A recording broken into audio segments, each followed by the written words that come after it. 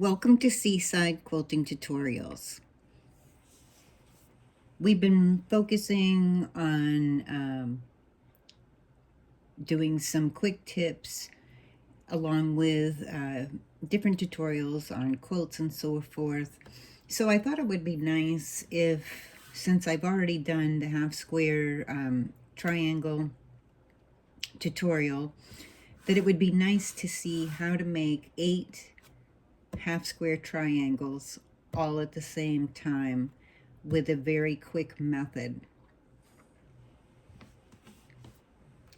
So that's what we're going to do today. These are wonderful because you could make different patterns with them depending on how you line them up. This would be a great border for a table runner or even a quilt, depending on what you're trying to do. So you could line them up like this in a row. Let me make sure that this is getting onto the camera for you.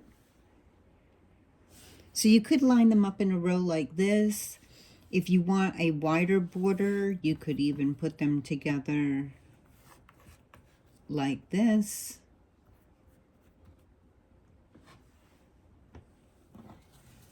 And this would give you a wider border, which would be very cute and give you some diamonds in your border.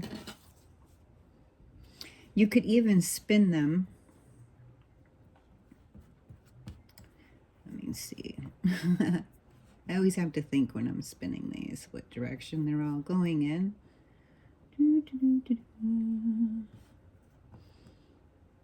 Okay, let me see. That one that way, then this one that, whoops.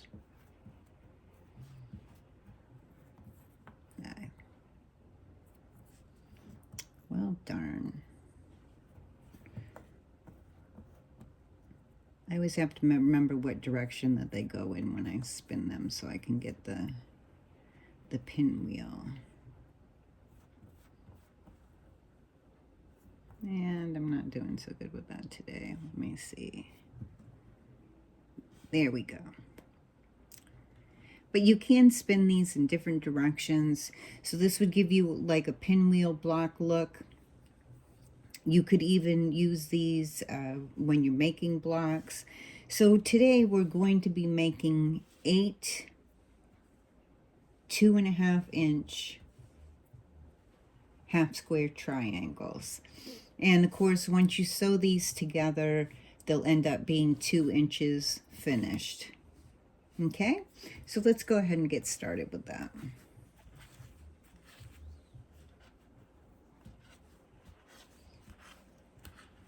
There we go.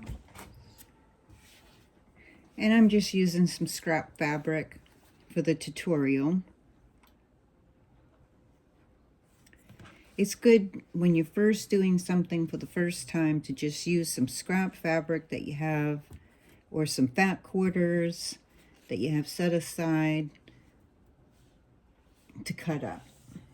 Okay, so the first thing that we're going to do is we're going to draw a line from corner to corner diagonally. And we're going to do, normally when you do a half square triangle, we just do the one line down through the center diagonally. Today we're going to do a line in both directions diagonally. So let's go ahead and do that.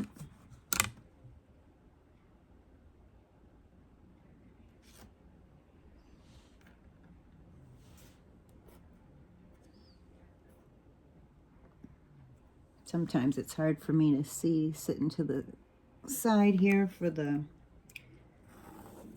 filming of the tutorial. Okay, so I have one line diagonally this way, and I'm going to draw another line diagonally this way. Now, if you don't have a 1/4 inch foot, you will also want to draw lines on each side of those lines 1/4 inch away on both sides of the lines. So you would do it on this side of the line, this side of the line, and then this side and that side. I use my 1/4" foot, and I just line up the little metal flange piece that comes out. I just use that as my guide and have it go down the line, and it does a 1/4 inch on each side for me. So let's go ahead and do our 1/4 inch on each side of both lines.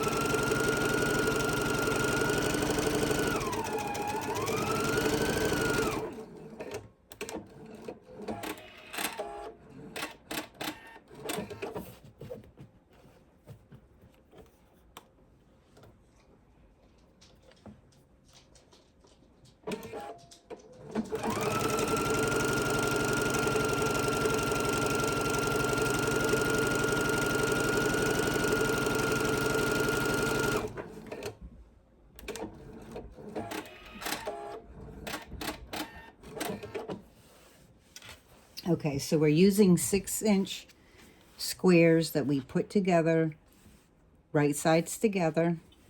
We've drawn our lines, and now we've done our stitching on both sides. So I have stitching a 1/4 inch on both sides of that center line.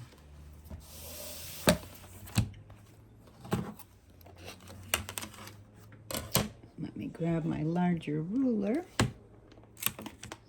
So now, and this is important, when you're cutting this, you want to do your best to not shift. I'm going to give this a little bit of a press so that it lays flatter for me.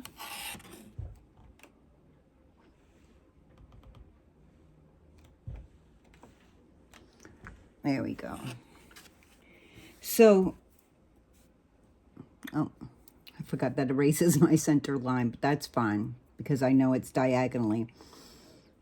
And actually that will help you to see the stitching that we have, like a crosswise stitching a 1/4 inch on each side of that center line. Now the important thing is that you don't want to shift your fabric after your cuts. So don't pick your pieces up. Once you do your first cut, just leave your pieces on the mat. And if you don't have a mat that turns, just pick your mat up and move your mat so that you can make your next cut.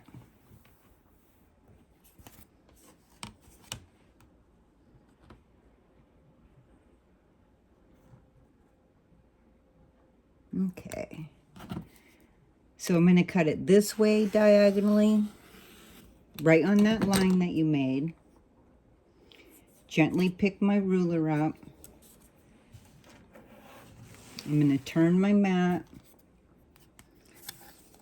and then line up to do the other diagonal cut.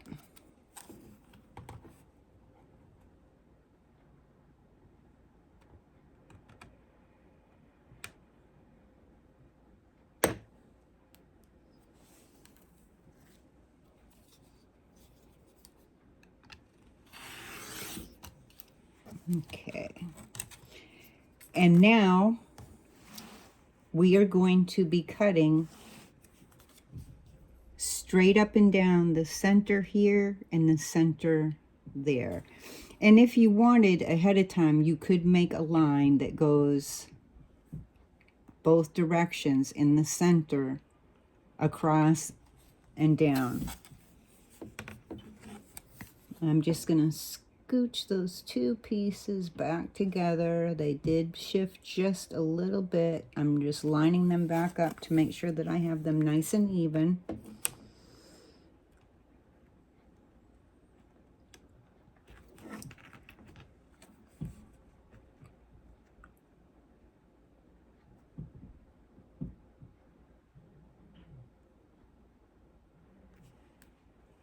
Okay, so I'm going to cut this way and very carefully pick up my ruler, and that one shifted just a little bit on me. And if they do shift, just ease them back in together. And then I'll line my ruler up. So I'm cutting down the center on this other side. So there's 4 cuts, okay? You had your 2 diagonal cuts, and then you had your cut straight up and down of the square and across of the square. And now you have 8 2.5 inch half square triangles. Now, I used I like to use whole sizes when I'm doing half square triangles. It gives me a little room for error. So if my fabric isn't cut 100% perfect, or when I go to do these cuts, if it isn't 100% perfect, I'm going to be squaring these up to 2.5 inches. That's why I went with a 6 inch. Both squares were 6 inches. Other people do them either 5/7/8 or 5.75. But that doesn't leave you any room for any error. I like a little room for error. That way I can just square these up, and it makes sure that every single one is going to be exactly 2.5 inches. Now to square them up, it's the same thing that we would do with a half square triangle if we had just made the 2. And so I will use my center line on my ruler. This one is the Itty Bitty 8 square by Creative Grids.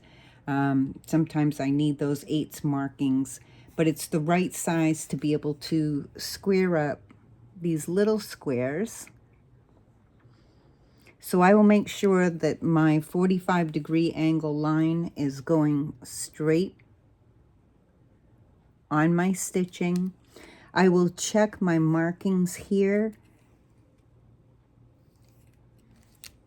to make sure that I'm not shorter than the 2.5 inches. I'll do my trims.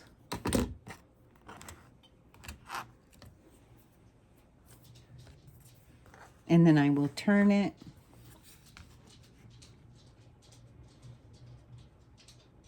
And then I want to make sure that that center line stays on the seam, and that I'm checking both lines to make sure that I'm sitting at 2.5 inches.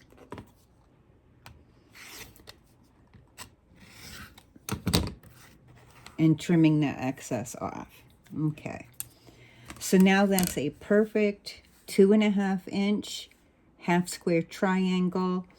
Once these are sewn together, they will end up being 2 inches, of course. So we have a private group called Seaside Quilting on Facebook, and I will be posting a chart for the different sizes to be able, the different increments of sizes. So this, for 2.5 inch half square triangles, we used a 6 inch square. If we wanted the 3.5 inch half square triangles, we would use an 8 inch square. So basically for every 1 inch of increment that we're going up in these, in the half square triangles, we're going to go up 2 inches in size for our squares. So a 3.5 inch half square triangle is the 8-inch square.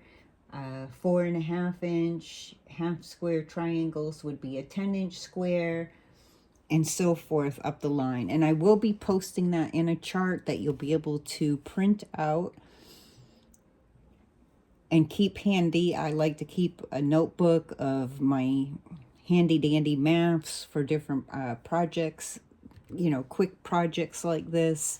It really helps me. I have some notebooks as well that I keep notes about my quilts and so forth in. And you might want to do the same thing. So feel free to come over to Facebook to Seaside Quilting.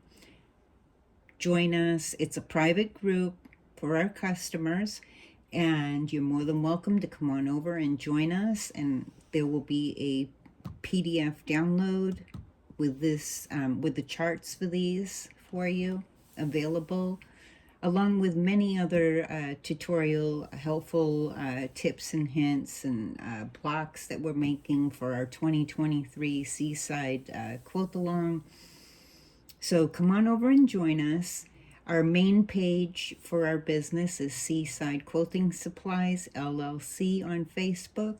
We also have our Fabrics and Notions in a store on Etsy, which is called Fabrics by the Sea, all one word.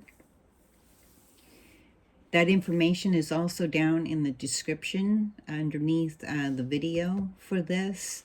So feel free. It has our Instagram information and other information in there as well for you, that sometimes it's hard for me to remember every single thing.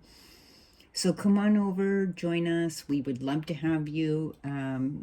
New, knowledgeable. We have all extremes in our group.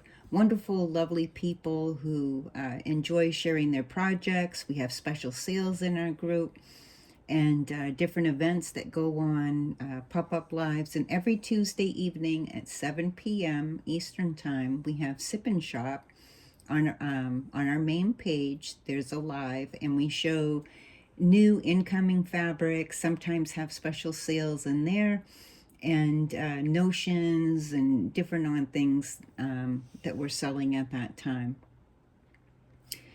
So I hope that you will join us, and if this is your first time watching, please click subscribe, and right next to subscribe is a little bell. If you click on that bell, you can adjust your notifications so that each time we have a new tutorial or tip or whatever come out, you'll get notified so that you won't miss any of them. So that's it for today, and I wish you happy sewing.